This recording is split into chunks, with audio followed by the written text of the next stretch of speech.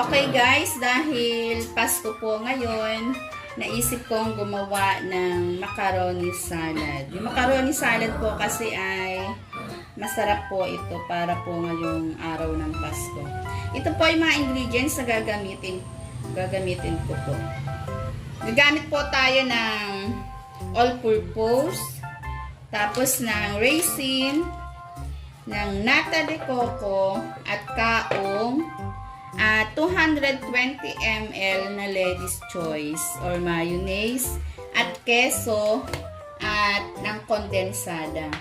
Ito na po yung binili ko para medyo mura po. Alam niyo naman po, mahirap ang buhay ngayon. Kailangan tipid-tipid po muna.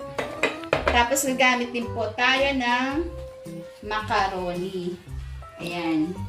Pinalambot ko na guys yung macaroni. Ayan, para ready na po tayo. Simulan po natin. Gagawin po natin ang macaroni salad. Para po ito sa aking mga anak dahil paborito po nila. Okay guys, gawin na po natin ang ating macaroni salad. My name is Mylene Ana. And please don't forget to subscribe Mylene Ana Vlog. At huwag mo na rin pong kalimutan na pakipindot ang notification bell upang palagi kang update sa susunod ko pang mga video. Okay guys, ilalagay po natin ang pasas. Yan. Ilagay po muna natin para makita po natin. Sunod po natin ang pineapple chunk. At ganoon na rin po, ilagay na rin po natin ang kaong at ang nata de coco. Ayan. Then, haluin po natin para magsanib po ang mga ingredients.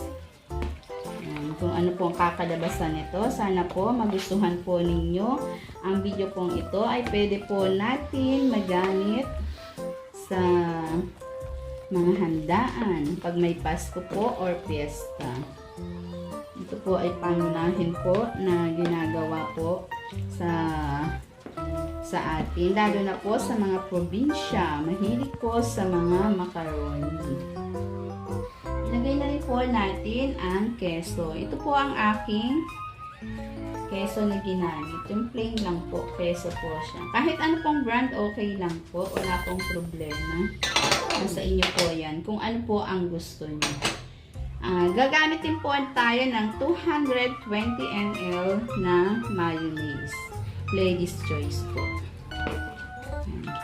Madali lang po ito.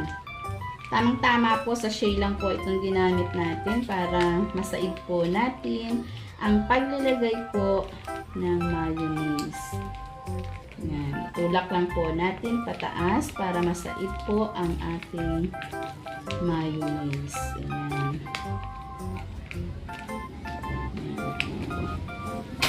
Then, halo po natin ulit. Yan. Halo-haloin lang po natin para po kumapit. Yan. Para po yung mayonnaise po ay kumalat. Hanggang sa ilalim po dapat mahalo po siya. Para pantay-pantay po yung pagkakalagay.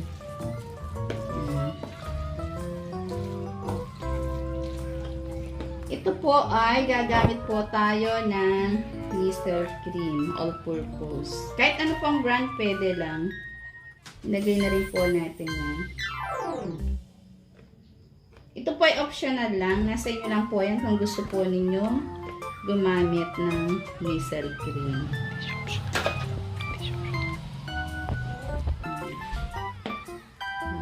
Pero po itong Mr. Cream po, sa iba po talaga, hindi po nawawala ito. Kasi ito po yung nagbibigay po ng lapot sa ating macaroni salad. Yan, haluin po uli natin. Para po makita po natin kung okay na po ba yung dalawang Mr. Cream. Ito po ay, wala po itong, kumbaga po ay, nasa inyo po kung gaano po kadami ang gusto nyo pong ilagay. Nasa inyo naman po kung gusto nyo mas matamis or kung hindi. Ganito po, oh. Ito naman po, Dory na lang po yung aking ginamit. Medyo mura po kasi ito kumpara po sa ibang brand. Siyempre, nagtitipid tayo, guys. Sa hirap po ng buhay dahil paborito po ito ng aking mga anak. So, gagawa-gawa na lang po tayo ng paraan para po tayo makagawa ng macaroni salad. Ayan. Huwag naman po natin lahatin. At baka sobrang tamis na po. Ihalo po uli natin. Para hanggang ilalim po ay madali.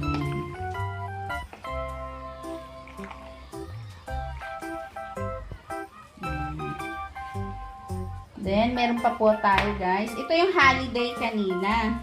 Yan. Yan. Kasi nga po, yung holiday po kasi medyo mura. Alam niyo naman po, ang mga nanay, kailangan po mag-budget. Ayan. Siyempre po, yung hindi po isasama yung sabaw nung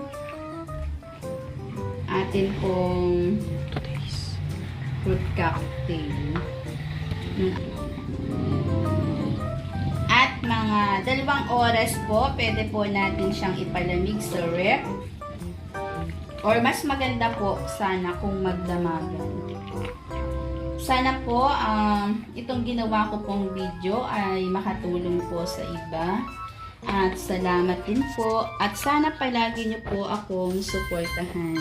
At mamaya po, pwede na po natin makain. After 2 hours, ilalagay na po natin sa ref. At pwede na po natin ihain. Hanggang dito na lang ang aking video. At thank you so much.